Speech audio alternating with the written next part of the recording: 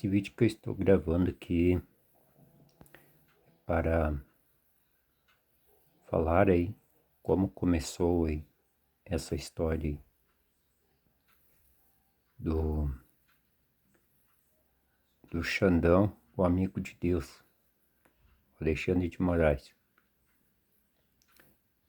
É uma história paradoxal, mas foi assim. No ano de 2022, eu tive um sonho profético que eu estava na cidade de Camboriú, em um congresso que acontece lá, congresso de evangélicos, é chamado Congresso de Missões. Eu acho que é o evento mais importante, mais famoso que acontece no Brasil de evangélicos. É um dos mais famosos. Aí eu estava lá nesse congresso de evangélicos. Aí eu estava olhando lá estava no meio do povo lá, eu estava olhando lá para o palco lá, os discursos e os louvores. Quando eu olho, eu senti uma batidinha no meu ombro. Aí eu olhei, era um amigo meu, do tempo de jovem ainda. Ele me olhou assim, mas com muita alegria, e me disse assim: eu sabia que você estaria aqui. E ficou muito alegre. O nome desse amigo era e é Alexandre. Aí que é a metáfora do Alexandre de Moraes, o amigo de Deus. E no caso é uma metáfora, e eu no sonho sou Deus, e o Alexandre de Moraes é o amigo de Deus. Aí, essa história aí esse chamado Congresso de Gideões aí é baseado numa história bíblica de um personagem por nome de Gideão, que vence exército de milhões de pessoas com apenas 300 pessoas.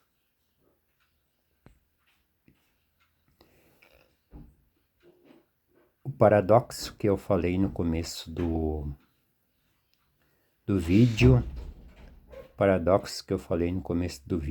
é porque é um congresso de evangélicos, e quem não gosta dos evangélicos, os evangélicos, a maioria não gostam do ministro Alexandre de Moraes.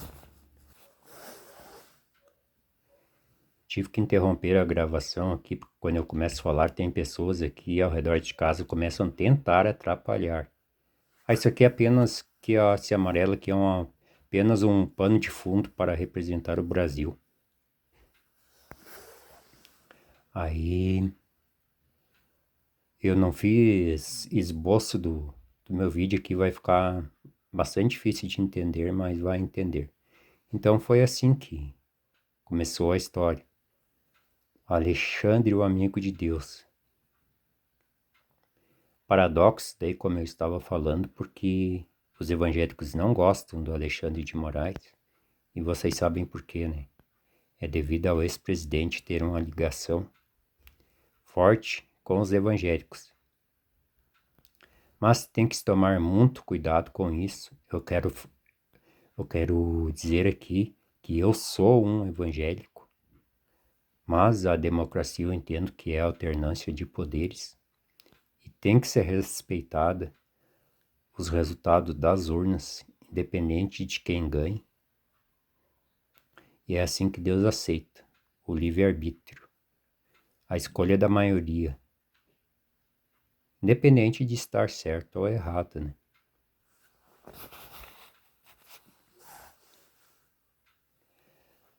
Aí o sonho parece um paradoxo mesmo, mas está escrito na Bíblia. Há caminhos para o ser humano que parecem bons, mas no fim são caminhos de morte. É porque a gente não sabe o futuro de nossas escolhas, né? Igual muitos evangélicos ali achavam que estavam certos e não era isso que Deus queria para o Brasil. Foi outro resultado das eleições.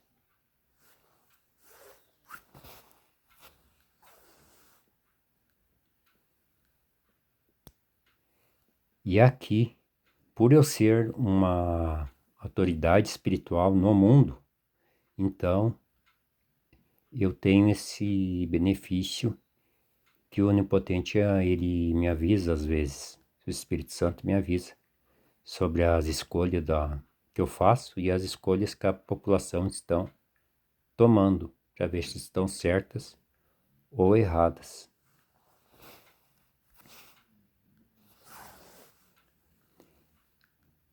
Aqui tem um paradoxo, talvez você não sabia, mas a Bíblia, ela se refere a nós evangélicos como santos, mas o verdadeiro evangélico não gosta. Eu não gosto desse termo. Nós usamos o termo salvo. Só algum mais orgulhoso que usa o termo santo. Mas isso que eu estou falando, só que em forma de... O problema é isso aí da eleição. Vão querer só direita e não é assim. E problema na parte financeira, esse que é o problema.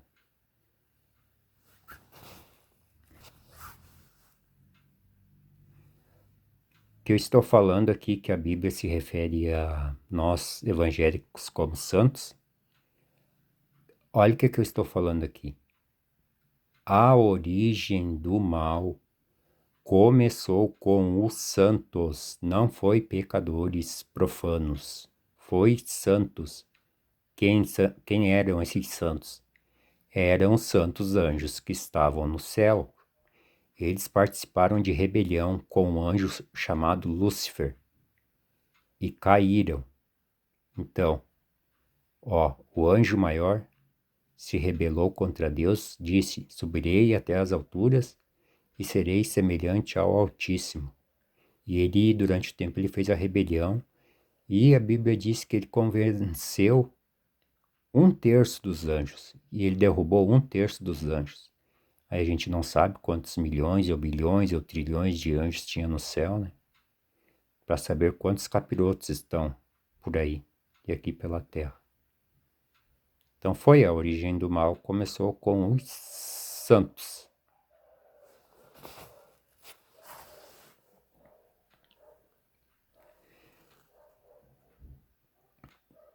Eu notei que governo de ultradireita e Deus extrema direita, Deus não quer, não gosta.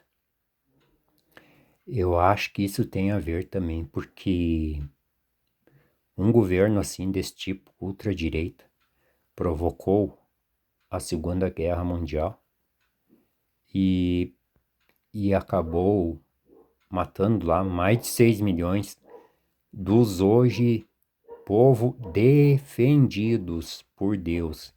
Repito, defendidos por Deus, mas não salvos.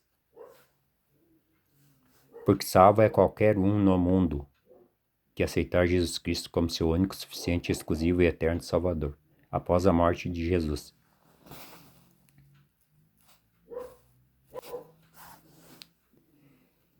E por que defendidos? É que Deus fez uma promessa que defenderia eles até o fim. Mas salvação é outro caso. Nesse caso aí da Segunda Guerra Mundial, aí também não tinha como saber, né? Diz, o cara que provocou chegou lá, dizem que fez coisas boas, mas depois se mostrou uma pessoa terrível. E mais um detalhe aí para mim evangélico ter cuidado. Mas aí a população lá, o país, era 60% protestante, 30% católica e 10% outras religiões. Ou seja, foi eu, protestante, que elegi o cara que provocou a Segunda Guerra Mundial. Mas nesse caso não tinha como saber o futuro da escolha, né? Por isso que é importante estar orando e pedindo a Deus para que Deus faça o melhor para todos, independente da minha vontade. Mas as pessoas não fazem assim, elas querem elas querem que seja feita a vontade de Deus desde que o partido delas vença as eleições. E às vezes elas não sabem a bomba que estão se metendo, como eu acabei de falar agora.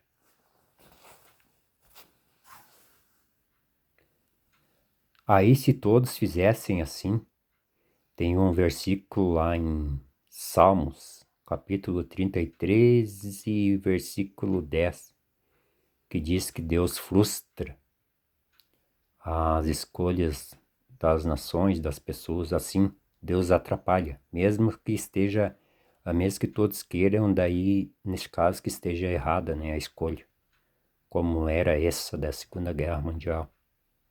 Mas daí todos têm que orar, né, pedir a vontade de Deus acima da minha, da nossa. E as pessoas não fazem isso.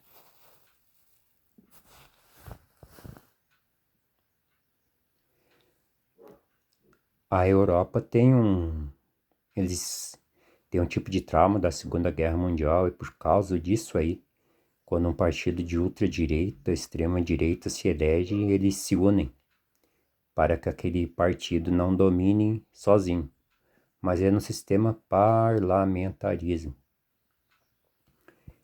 E nós temos outro problema aí, que é os Estados Unidos, que é presidencialismo. Hoje, no ano de 2025, nós estamos com um presidente lá que é de ultradireita. E isso é um perigo para a paz mundial.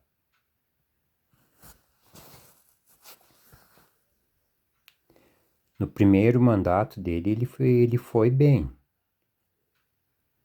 Agora, nesse segundo mandato aí, ele não está bem.